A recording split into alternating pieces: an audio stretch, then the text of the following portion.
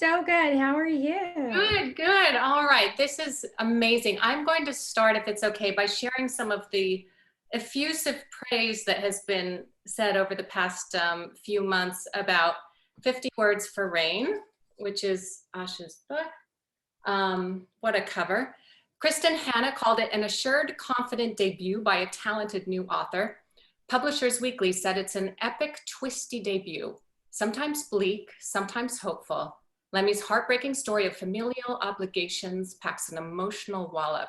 Was a GMA book club pick, an Amazon spotlight, BNN Discover, and we just learned today that it's a New York Times editor's choice. What's it like to be such an underachiever? It feels good.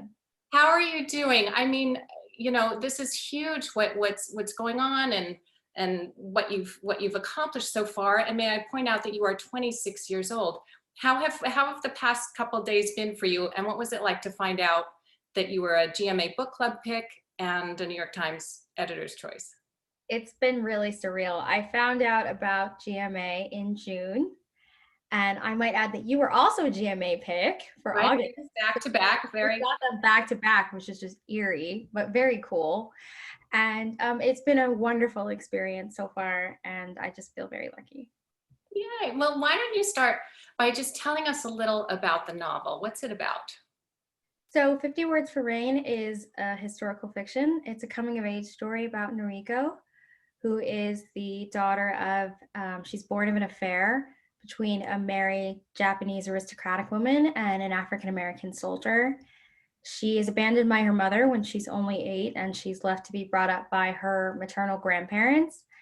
And they want really nothing to do with her. They keep her in the attic because they are deeply ashamed of her existence and everything that it represents. And it's not until the arrival of her older half brother, Akira, that Nori is given an opportunity to form her first real bond. But the problem is that bond is dangerous. It's something that her grandparents can't allow, and that kind of sets off a chain of events that changes the course of everyone's lives forever. And I have to say, it's an epic book. It spans decades, it spans continents, and it's a compulsive read. You cannot put it down. For a debut, it's just so smooth and well plotted, and the characters are beautiful. What can you tell us about Nori? What is she like? Nori is incredibly smart, but she obviously struggles with self-esteem because she has been put in this environment where she is very obviously unwanted. But what I really like about Nori is that she's just kind of unflappable. She bends, but she doesn't break. And, I think resilience is a very underrated kind of strength, but it's extremely important because I think at the end of the day, that's the kind of strength that we need to get through life. It's true. This is the right book for this time, definitely. And tell us what inspired you to write this story. And I understand you started it when you were just 16. Yes. Where did it come So I was supposed to be paying attention in physics class. I was not. I was writing this instead. I did not do well in physics, but ultimately, I don't think it really matters at this point. I knew from the beginning that I wanted to write a story about a girl who blossoms in isolation. I wanted to write a story about an underdog, and I wanted to write a story with a kind of unique premise to it. I kind of wanted to write something that I hadn't gotten a chance to read before. That's what they say. If you want to read something and you can't find it, write it. So that's what I did. And what kind of research did you do? And did you spread it out over 10 years? Did you come back to it? No, so originally when I wrote the first 3 chapters, which is the first part of the book that I wrote, I didn't really need to do any research for that because it's so insular. It pretty much just takes place inside the attic and inside the house. So it was very character focused. It wasn't until I expanded the novel outside of the estate that the research, needed to kick in. And I just have to say that I watched a lot of documentaries, but I'm a total nerd, so that was fun for me. And I think that's why I gravitate towards historical fiction, because as I'm sure you know, it's like falling into another world. And it's just really, really entertaining for me. And you really captured the details of the time period of post-World War II Japan in a wonderful way. Did that come from documentaries? Did it come from? It came from documentaries, it came from books, and it came from, I have a wonderful family friend, Yuko-san, who has been like a firsthand source of information for me. I've known her since I was little, and she's wonderful, and she's part of the reason that this book is what it is. And where did that initial germ of the idea come from, of a half Japanese, half American girl trapped in an attic? Where did that come from? Where did that spring from? I don't know if it sprung from just one place. I'd love to have a very succinct answer to that question, but I think it kind of came together slowly. I knew I wanted to write a story about a girl who was kind of straddling two worlds and who didn't really fit in any neat box. And obviously, being biracial is a very straightforward, easy to understand physical representation of being divided, especially, at that time when it was not accepted the way that it is now. So that's where Nori comes from. And then as far as the setting, I've always been interested in Japan. So it felt kind of natural to put those two things together. Okay. And what was the writing process like as you wrote it? Did you write a first draft quickly, then put it down? Did you slowly do chapter by chapter? Because in the end, it took about 10 years to write, right? If you started it at 16. Right. And I know you were going on and off and having a life. It was like start and stop. So I wrote the first 3 chapters in high school, and then I didn't touch it again until I graduated from college. And I was kind of like in a slightly weird mental state where I feel like I'd spent my whole life preparing for real life, and now real life is here and it's not what I expected, and I'm not sure what I should do with myself. But one thing I always knew I liked to do was write, and I remembered that I had this idea that I really liked, and so I sat down and I finished it, and that took me about a year. And then it took me about another year to rewrite the whole thing after it was rejected by a bunch of agents. So I would say it took me about 3 years if I'm counting all the time that I was actively writing the book. Okay. I just love that most writers, their first book goes in a drawer and then you move on to a better book, but you seem to have stuck with it and really, worked through this one. Was it because it was so dear to your heart? Was it, Yeah, I think it was. I think I'd always known that, this was a story that could be taken kind of as far as I wanted it to go. I saw a lot of potential here, so I didn't want to give up on it. I was very stubborn, and right about now, I'm glad about that. Yes, yes. And we share a publisher, Dutton, and we also share an editor, Stephanie Kelly, who is amazing. And I'm curious what that was like to finally find the editor who you ended up working with. What was that process? It was amazing. It was really great. So the book, it took me forever to find an agent, but then I have to say I've been very lucky since then. I found an agent, and then the book sold pretty much immediately. And I got to go. I had a couple different options, but obviously I went with Dutton and Stephanie. And it's just been like amazing. Everyone on the entire Dutton team has been absolutely fabulous, and I really couldn't ask for more. That's great. And what was your reaction when you realized you had signed a book deal? Disbelief, shock, but I think when I saw it hit Publishers Marketplace, I knew that it was real and it was going to happen. It sort of happens in stages. You get your edits, and then you do copy edits, and then you get your cover, and then you get your ARC, and I think, it dawns on you that it's reality in stages. Which is probably a better thing than if you signed a book deal and had a book come out the next week. It's a good process to slowly acclimate to the idea that you might become an author, I think, right? And what about, go ahead. You have to be patient. Yes. This is not an industry for the impatient. No. And can we talk a little bit about the cover, which is just so beautiful and really stunning? Did you go through a number of different iterations of it, or did they nail it right off? How did They that happen? nailed it. This is the first cover I ever saw, and obviously, as you can see, it's gorgeous. And all I had to do was sign off on it. I mean, they really did a great job. They definitely did. Wow. Okay. So family relationships are really important in this story, but especially the relationship between Nori and her half brother. And can you talk to us about how that relationship came about? Was it inspired by maybe a relationship with your own sibling? And why was that sibling bond so important in the book? Well, I have always been interested in sibling dynamics. I think that there's really no one who knows you quite as well as your siblings. They know things about you that you would rather they don't know.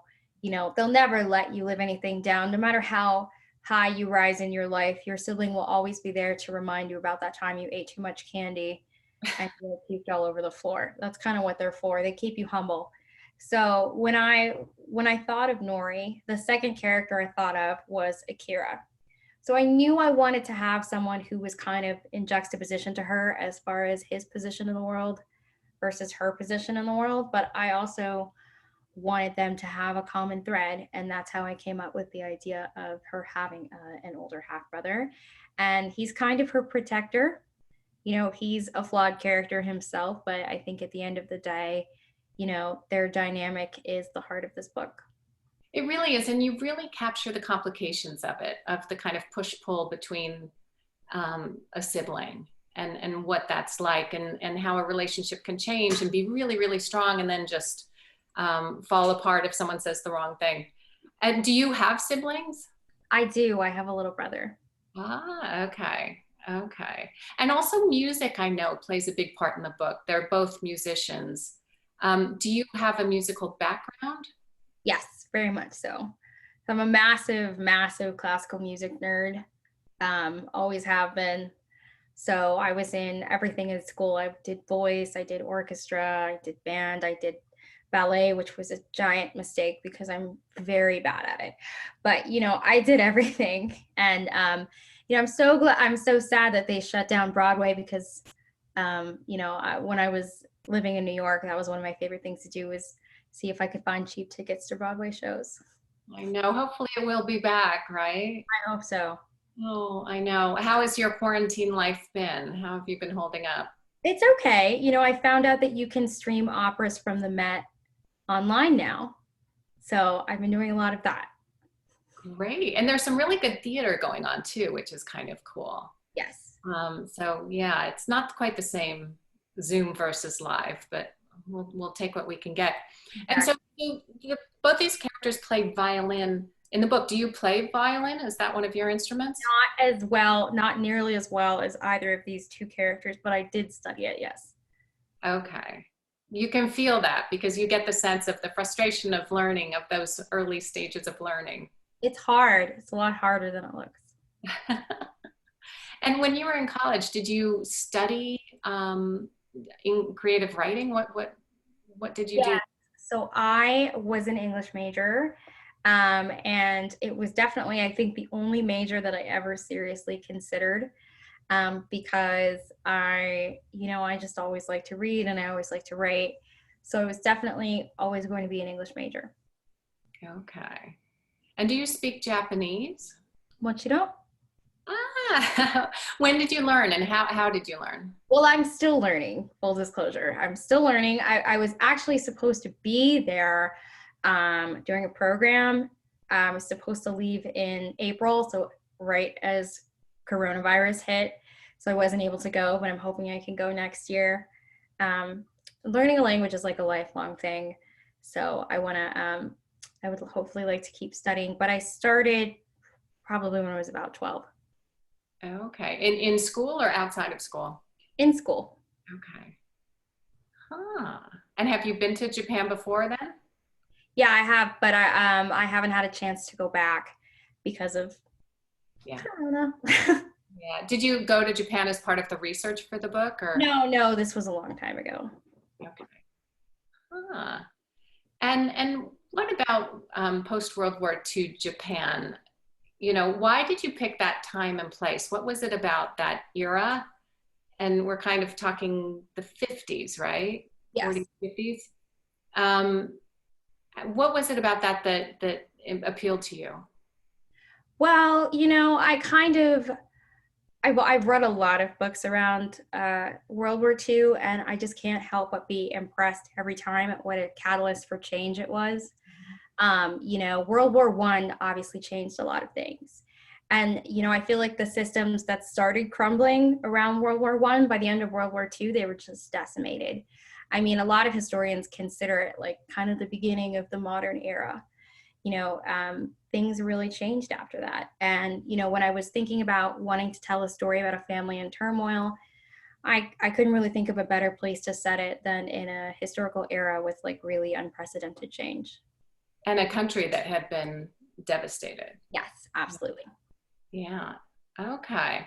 And what are the books, the World War II books that you have loved or that you've relied on as research or that just captured your imagination?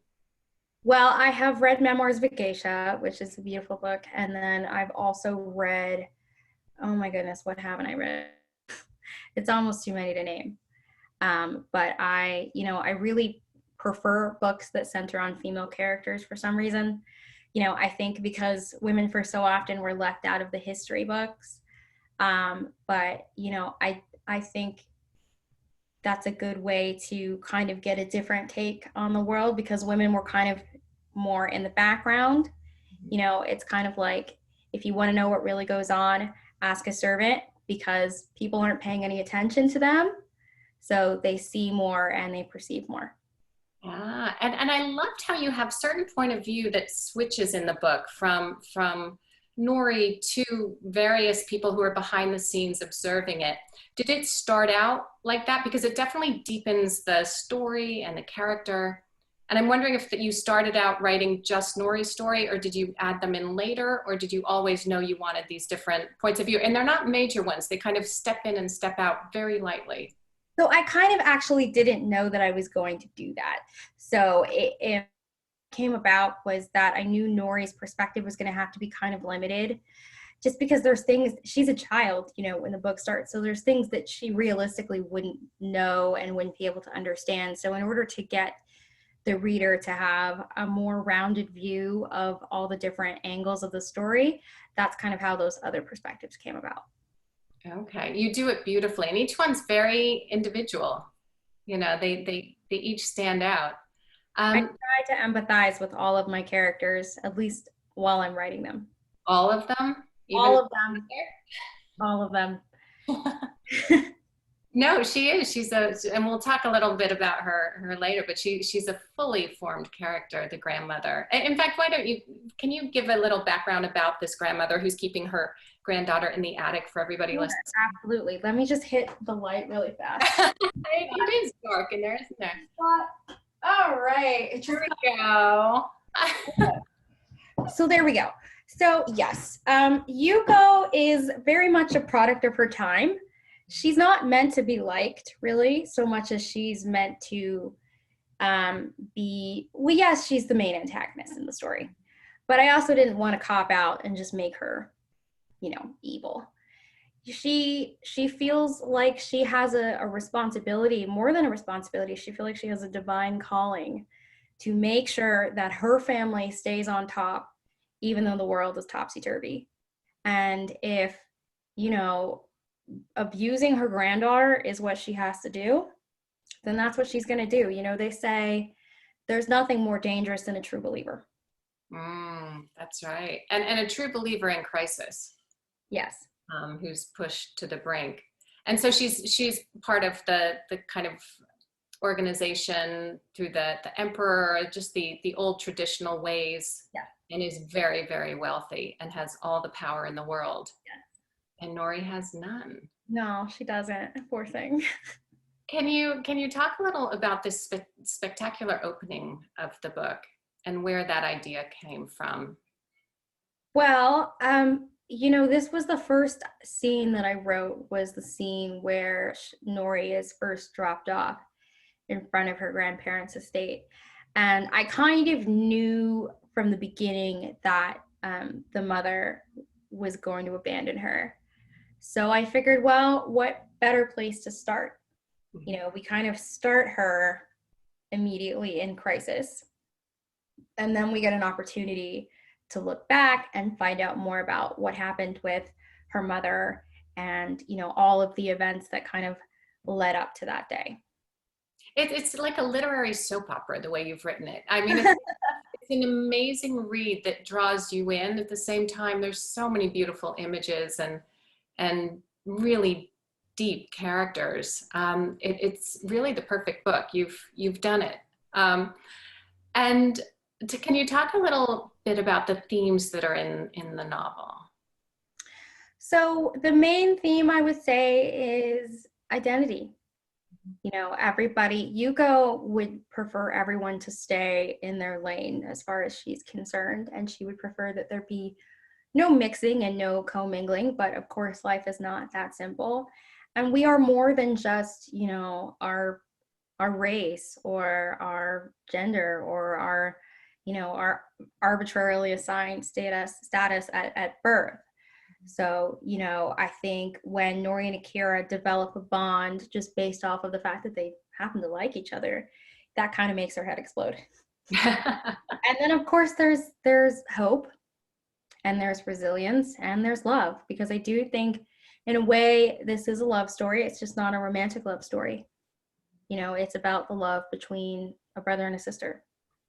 And did you go into the book saying, all right, I'm going to write a book about these themes, or did you kind of pull them out later, like, you know, braiding No. So together? I never have any idea what the themes are going to be, really. I just start writing. You know, I wasn't really expecting it to have as many twists as it does, but it just kind of came out like that when I sat down to write it. I wanted, you know, to have Nori tested. Maybe I'm mean as an author, but I wanted her to really earn her growth, and I think that she does. She definitely does. And there's two books I've read this summer that kind of took a plot and upended it in a way that left me kind of gasping for air. And one of them was Christina Baker Klein's The Exiles, where about midway through the book, she pulls off something that is both devastating and crazy, but correct, as she should. And everyone is talking about the ending of your book as something that is shocking and surprising, not to be predicted. But ultimately, I think it's very, very true to the story and the time and Nori. And not to give away anything, because there's no spoilers here. But did you know the ending as you started writing it? I did. So I write, like, I call it sandwich writing. I write the beginning and then I write the end, and then the middle is like, oh goodness, what am I going to put in here? So it's like two pieces of bread. I did know how it was going to end, and it became a matter of making sure that the ending felt like true. Mhm. Okay, it definitely does. And also you've earned it, you know, you've earned that ending. Would you like to see it made into a movie? I could see this as a movie. I think the casting would be really difficult for this, because you'd need actors of various ages to play Nori and Akira. Not that it couldn't be done, but I would really like to see this animated. Oh, what a good idea. I like that. All right, well, we're putting that out there if there's any Yeah, into the universe. If anyone's watching, out there. make that happen. Give me a call. Exactly. So what's been the most surprising thing that's happened over the past 2 years, year, 2 days? What Oh shocked my you? gosh, there's been so much stuff, but I think the biggest like pass out moment was the New York Times review. It was just so nice. I wasn't expecting that. You know, I was kind of thinking if I ever got a New York Times review, it would be very snarky, but it wasn't. It was just perfect. It's stunning. It's the best review one could hope for. Yes, I couldn't ask for more. Yeah. Yeah. And so what are you reading these days? Are you Or Well, are you reading? Do you have time to read? so I don't have that much time to read, but I am actually determined that at some point I'm just going to get on a plane and like fly to the middle of the Amazon jungle with nothing but my books. I'm going to leave my phone at home because my to be read pile is now atrocious. It's like 50 books in it. So I just need to get to it. And I have your book that I have read about 20 pages of so far, and I already love it. And I can't wait until I have the time to finish it. Well, I think we're both similar in that we both like a good plot, you know? We don't Definitely. want to spend 2 pages describing a room. We want to get to what's going on at the heart of these characters. All I right, love what, character-driven stories. say that again. I love character-driven stories, and I think you do too. Yeah, yeah, exactly. What are some of the books that you have loved in the past? What are your favorite top two, 1 or 2 books? Top two books. Mhm. Well, number one is A Thousand Splendid Suns. Yeah. I love that book. I've read it like 100 times. I could quote it. You know, I just like that book will forever be have a very special place in my heart. And then I also love The Kite Runner by the same author. Um, so those would probably be my top two. Is it cheating to have them by the same person? No, not at all. Those are great. And we're going to start taking questions from readers now. So feel free to start putting in your questions now. And so just as we'll finish up the final few questions. What is next for you? Are you working on something now? Yes, I'm working on book two, the infamously difficult sophomore novel. But hopefully it comes right. It's also historical fiction. It is also about a girl who is searching for herself in the world and very different context. But hopefully it comes together.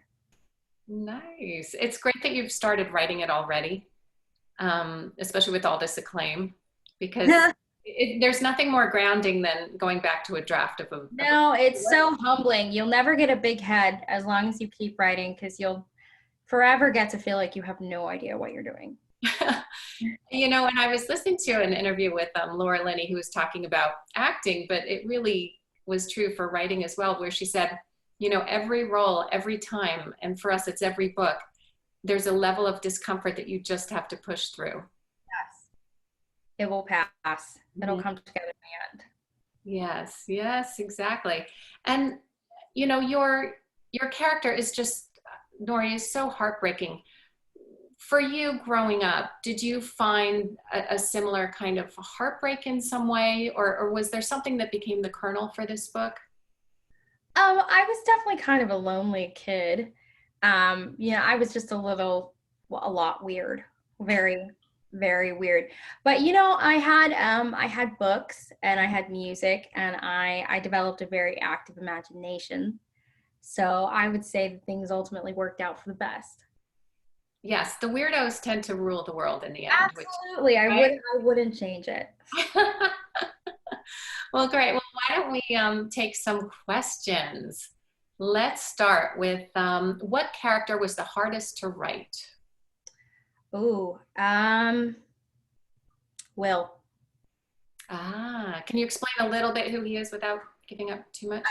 So Will is a character who's introduced in part two of the novel.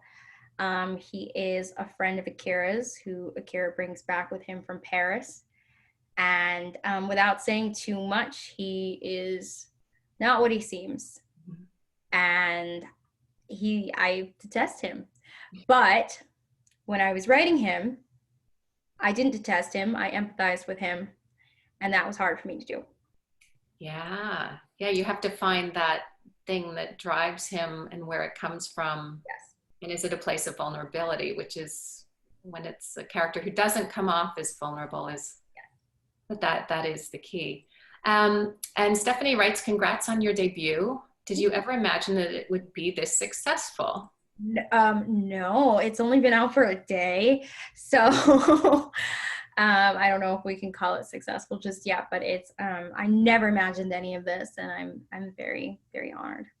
Yeah, I'm sorry that you're missing out on a book, on an actual book tour where you get to go out and go to bookstores and No, sign books and but meet readers. hopefully next time. Yeah, maybe for the paperback. Ooh, that would be fun. Hey, Dutton, are you listening? Thank you for planting that seed, Fiona. You saved me the trouble of having to do it myself. Yeah, because I think you'd really enjoy that. Zoom is great, but it's not the same as. No, it's not the same as getting to interact with people in person. Fran says, was there anything you cut from the novel that you wish you hadn't? Hmm. Well, it couldn't be a 900-page book. I wanted to explore Nori's relationship with her father's side of the family more, and there just wasn't the page space for it. Maybe I'll write another book one day. Hey, there we go. And Nick says, how did working in publishing affect how you approached writing your novel? Good one. Well, I learned that you have to hook and you have to hook quickly. Agents and editors, they read a lot of stuff. And if you want to stand out, you kind of need some oomph.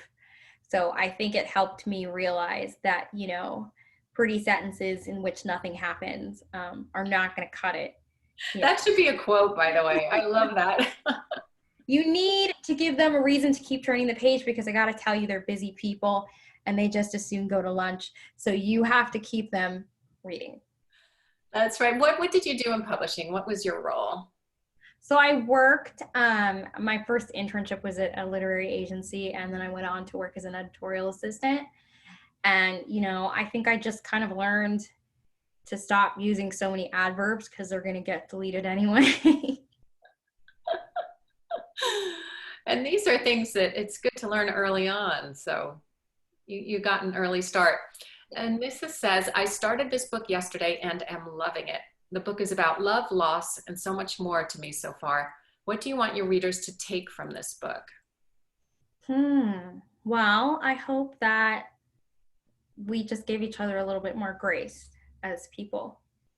I really try very hard to see where people are coming from, if it is at all humanly possible. And I think that's something the world could use a little bit more of. It's beautiful. Stephanie says, did you plot your novel knowing in advance how it would end, or did it unfold organically?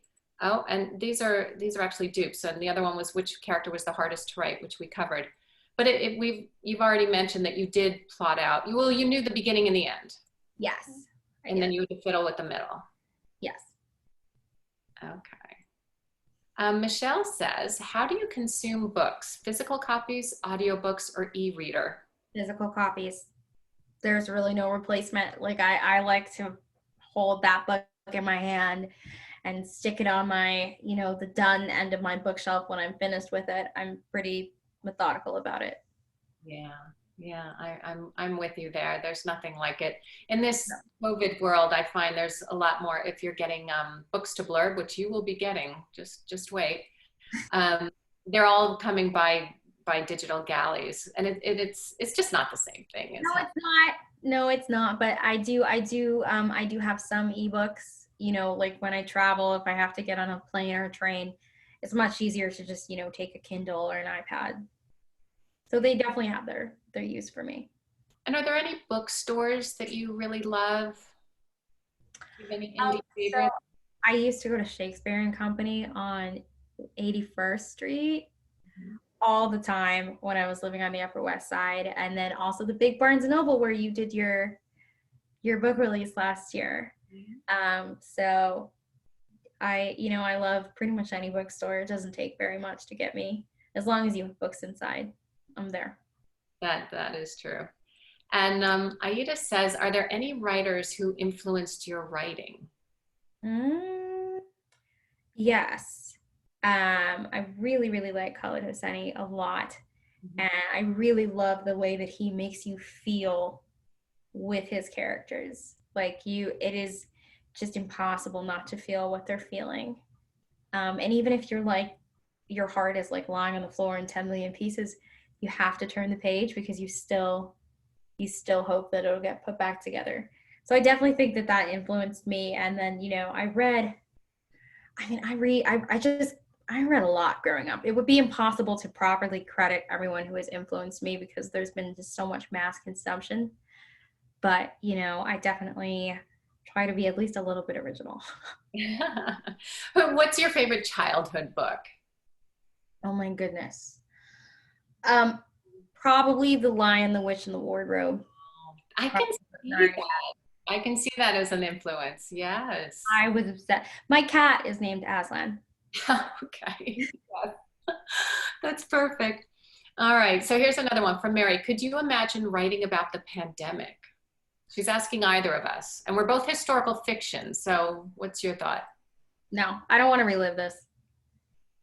Yeah, I'm with you. I almost feel like there's some really great writer, like Margaret Atwood or Stephen King. Yeah, Margaret Atwood could do Yeah, they'll do it justice in about 5 to 7 years my once purview. time to settle, and then we'll read it. Yes, absolutely. And Brandon says, do you think an MA would be helpful as a writer? I don't have one. So I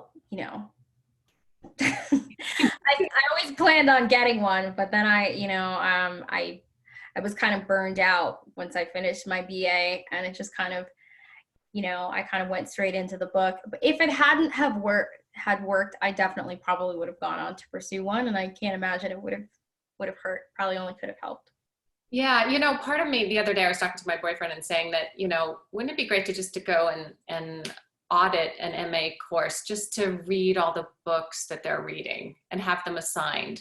I think we're both real students, right? We're both kind of dorky students. And just to have like a syllabus of great books to read that I might not have read yet I think that would be heaven. Um, Liz says, was there a moment in the writing where a character surprised you? Yes, Nori's mother. I was not expecting to develop so much empathy for her, right? Because the first thing we see from her is this kind of what a lot of people would be consider the unforgivable act of abandoning one's child. But as I started to write her and as I started to explore her as a whole person and not just as the mother who left her kids, I really started to empathize with her and her kind of limited basket of options as a woman back then.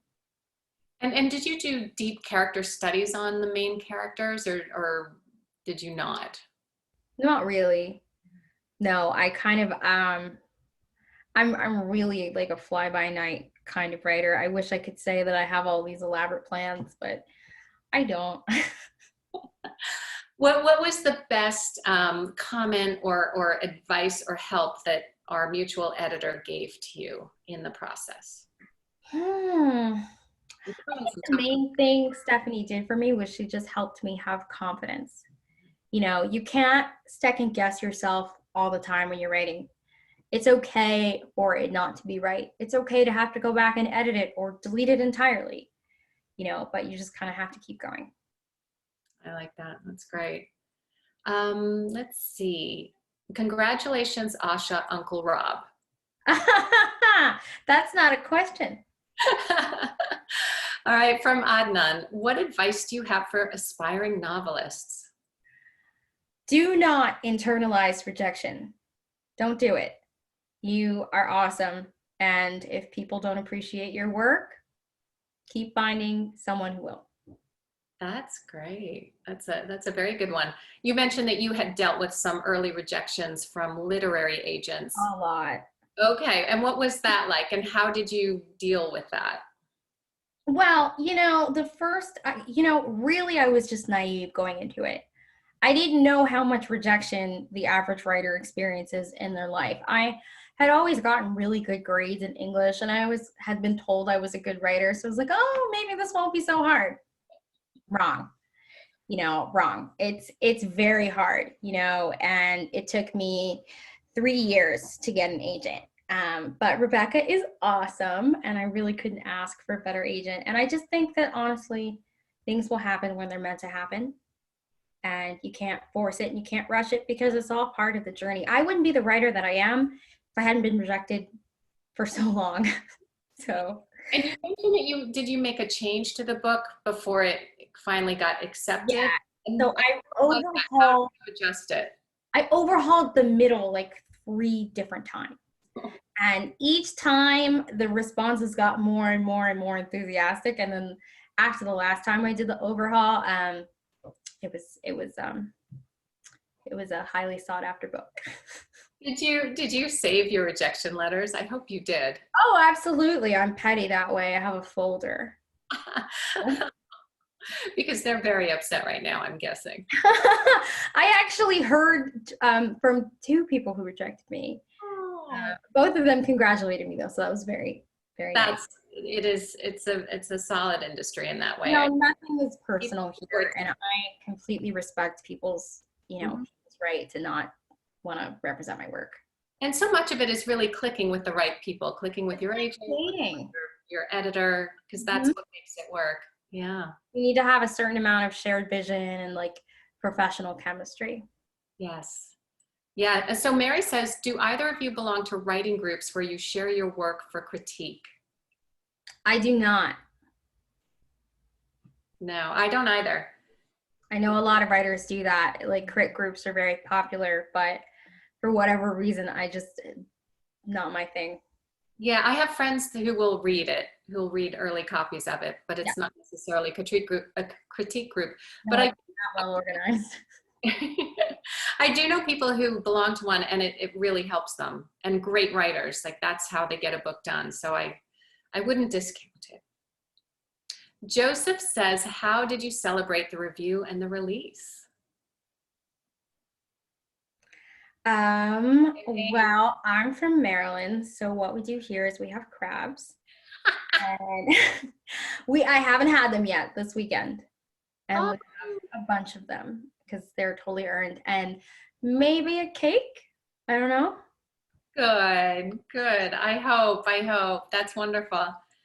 And Kat asks, what's the worst part of writing a novel and what's the best? Uh, the best part is probably when you get that spark of an idea that is going to become your next addiction, and you just can't stop thinking about it. And every time it comes together in the way that you want it to come together, it's kind of like hitting the top part of a roller coaster. It's amazing. And the worst part is when it's just not going the way you have this vision in your mind and the words are not cooperating with you. That's the worst part because it can make you feel incompetent, and it can make you kind of question, your talent. Self-doubt is an inescapable part of being a writer, but you just kind of have to push past it. You are so wise beyond your years. I wish I was Aw, 26. I mean, come on. thank you. Um, I'm really not.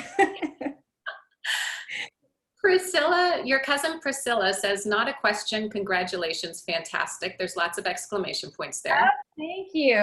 None of these are questions, you guys. No, no, we've got some great ones here. From Anna, do you consider being a novelist to be your career now? I do, because what else am I going to do? Um, so hopefully this works out so I don't have to find another career path. It's looking good. It's looking pretty good. I'm excited. Yay. Well, they're saying that should be our last question. And I just want to say, a huge thanks to everyone who's watching and listening in.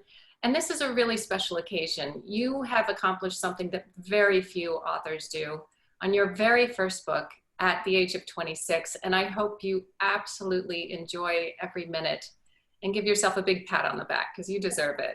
Yeah, thank you very much.